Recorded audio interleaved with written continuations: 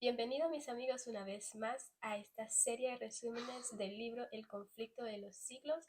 Ya hoy es el resumen 9 y vamos a culminar el capítulo 5, que lleva como título El lucero de la reforma. Vamos a seguir hablando de Wycliffe, este gran reformador que fue capaz de enfrentarse al papado para desenmascarar sus engaños. Sigue diciendo: la obra de Wycliffe casi estaba concluida. El estandarte de la verdad, que por tanto tiempo él había sostenido, pronto iba a caer de sus manos. Pero debía dar un testimonio más en favor del Evangelio. La verdad debía ser proclamada desde la misma fortaleza del reino del error. Wycliffe fue emplazado para un juicio ante el tribunal papal. Por cierto, no era ciego al peligro que lo amenazaba. Sin embargo, hubiera asistido a la cita si no se le hubiese impedido un ataque de parálisis que lo imposibilitó para hacer el viaje. Pero aunque su voz no se iba a oír en Roma, podía hablar por carta, y resolvió hacerlo. Desde su rectoría, el reformador escribió al Papa una carta que, si bien fue redactada en tono respetuoso y espíritu cristiano, era una aguda censura contra la pompa y el orgullo de la sede papal. Decía: en verdad me regocijo en hacer notoria y declarar delante de todos los hombres la fe que sostengo, y especialmente ante el obispo de Roma, quien, como supongo que ha de ser una persona honrada y de buena fe, no se negará a confirmar gustoso esta mi fe, o la corregirá si acaso la encuentra errada. En primer término, doy por sentado que el Evangelio de Cristo es el cuerpo completo de la ley de Dios. Declaro y sostengo que el obispo de Roma puede ser el vicario de Cristo aquí en la tierra. Está sujeto más que a nadie a esa ley del Evangelio, porque entre los discípulos de Cristo la grandeza no consistía en dignidades u honores mundanos, sino en un riguroso seguir de cerca a Cristo en su vida y sus costumbres. Cristo, durante el tiempo de su peregrinación en la tierra, fue un hombre muy pobre, que despreciaba y desechaba todo poder y honor terrenal. Al concluir decía: oremos a nuestro Dios para que mueva de tal modo el corazón de nuestro Papa Urbano VI, así como comenzó, para que él y su clero sigan al Señor Jesucristo en su vida y costumbres, y así se lo enseñen al pueblo, con el fin de que, siendo ellos el dechado, todos los fieles los imiten con toda fidelidad.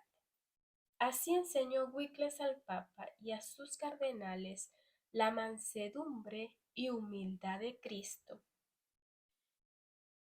haciéndoles ver, no solo a ellos, sino a toda la cristiandad, el contraste que había entre ellos y el Maestro a quien profesaban representar. Wycliffe estaba convencido de que su fidelidad iba a costarle la vida. El rey, el papa y los obispos estaban unidos para lograr su ruina, y parecía seguro que en pocos meses a más tardar lo llevarían a la hoguera, pero su valor se mantuvo inconmovible.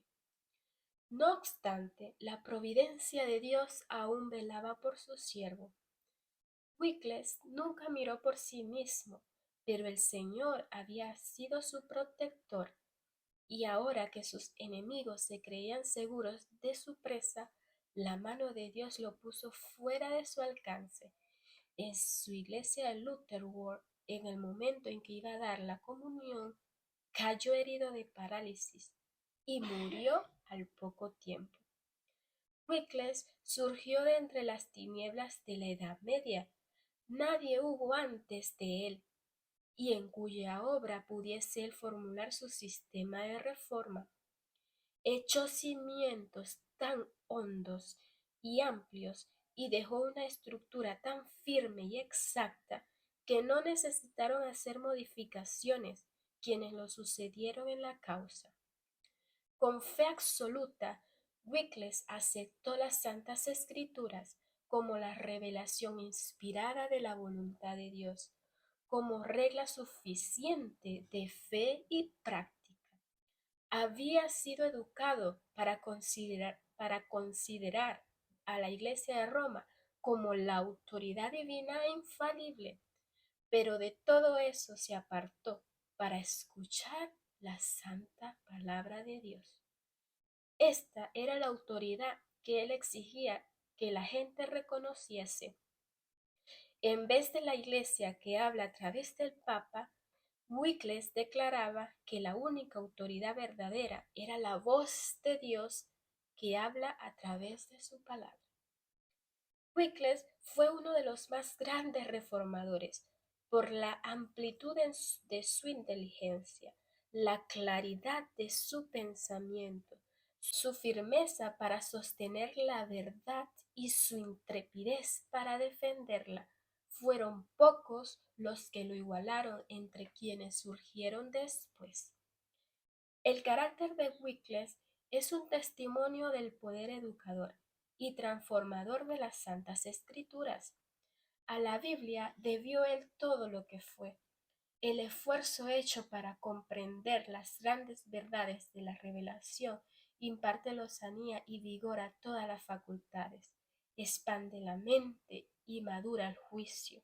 El estudio de la Biblia ennoblecerá, como ningún otro estudio, el pensamiento, los sentimientos y las aspiraciones. Da constancia en los propósitos, paciencia, valor y perseverancia. Refina el carácter y santifica el alma. Las doctrinas que enseñó Wycliffe siguieron cundiendo por algún tiempo. Sus partidarios, conocidos por wyclifistas y lollardos, no solo recorrieron Inglaterra, sino que se esparcieron por otras partes y llevaron a otros países el conocimiento del Evangelio. Cuando su jefe falleció, los predicadores trabajaron con más celo que antes y las multitudes acudían a escuchar sus enseñanzas. Algunos miembros de la nobleza y la misma esposa del rey estaban entre los conversos. Pero pronto la tempestad de la despiadada persecución se desató sobre aquellos que se atrevían a aceptar la Biblia como su guía. Por primera vez en la historia de Inglaterra fue decretada la hoguera contra los discípulos del Evangelio.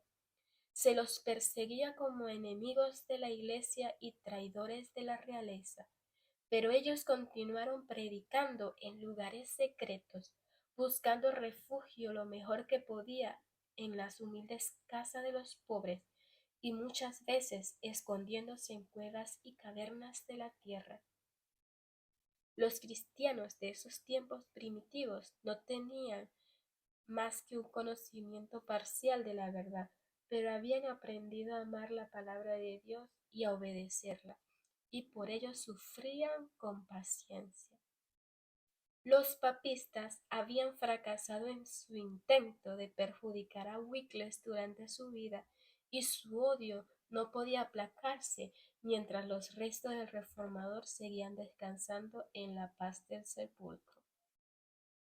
Por un decreto del Concilio de Constanza, más de 40 años después de la muerte de Wycliffe, sus huesos fueron exhumados y quemados públicamente, y las cenizas arrojadas a un arroyo cercano. Un antiguo escritor dijo: ese arroyo llevó las cenizas al río Avon, el Avon al Severna, el Severna a los mares, y estos al océano, y así es como las cenizas de Wycliffe son emblema de sus doctrinas, las cuales se hallan esparcidas hoy día por el mundo entero. Cuán poco alcanzaron a comprender sus enemigos el significado de su acto perverso. Wycliffe fue realmente el lucero de la reforma, fue un gran reformador y Dios estuvo con él.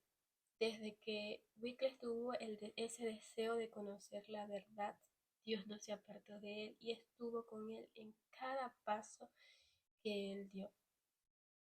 Vamos a seguir viendo cómo fue que se alumbró el mundo con la verdad, que se fue revelando poco a poco gracias a estos grandes reformadores.